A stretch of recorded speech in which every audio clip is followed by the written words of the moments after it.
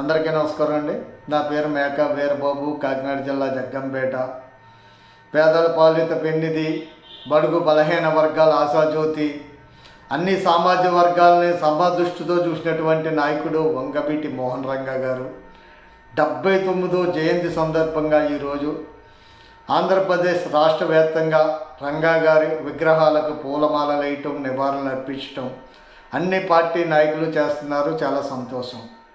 కాపు సోదరులకి చిన్న మనవి, ఈరోజు రంగా గారు విగ్రహం దగ్గరికి వచ్చి పూలమాలలు వేసినటువంటి నాయకులు మేమే రంగా గారి వారసులు, మా పార్టీ అధికారంలో ఉంటేనే కాపు సామాజిక వర్గానికి న్యాయం జరుగుతుందని చెప్పేసి కళ్ళబొల్లి మాటలు, ఒక దండ వేసి మరి ఏమో మనకి మాటలు చెప్పి వెళ్ళిపోతారు. కాపు సోదరులందరూ ఒక్కసారి తెలుగుదేశం పార్టీ నాయకులు కానీ మన రంగా గారు విగ్రహం వద్దకు వచ్చి నివాళులు అర్పించినప్పుడు శాంతియుతంగా వారిని గౌరవించుకుంటూ, అయ్యా తెలుగుదేశం పార్టీ అధికారంలో లేనప్పుడు ముఖ్యమంత్రి వర్యులు నారా చంద్రబాబు నాయుడు గారు తెలుగుదేశం పార్టీ అధికారంలోకి వస్తే ఏడాదికి కార్పొరేషన్కు 3,000 కోట్ల రూపాయలు కేటాయిస్తామని చెప్పి ఉన్నారు. మరి అంతేకాకుండా ప్రతి నియోజకవర్గ హెడ్క్వార్టర్లోని కాపు కమ్యూనిటీ సెంటర్ నిర్మాణానికి స్థలం కేటాయించి నిర్మాణం జరిపిస్తామన్నారు. మరి అధికారంలోకి వచ్చి 2 సంవత్సరాలు పూర్తి చేసుకున్నా ఇంతవరకు ఎందుకు కేటాయించలేదు? తమ పార్టీ నాయకులతో మాట్లాడి కాపు కార్పొరేషన్ నిధులు రిలీజ్ చేయించమని కోరమని చెప్పేసి మనం అడుగుదాం.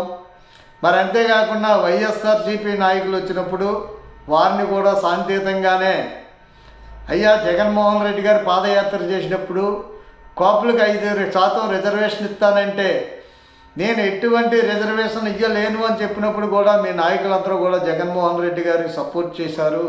మీరు మా రంగా గారి విగ్రహానికి పూలమాలలు ఎలా వేస్తారు అని చెప్పేసి మనం నిలదీయగలిగితే శాంతియుతంగా, మరి వచ్చి ఏడాది రంగా గారి పుట్టినరోజుకి ఆయన దగ్గరికి వచ్చి దండలు వేయాలన్నా, నివాళులు అర్పించాలన్నా ఖచ్చితంగా కార్పొరేషన్కి అధికార పార్టీ నాయకులైతే నిధులు రిలీజ్ చేయాల్సి వస్తుంది.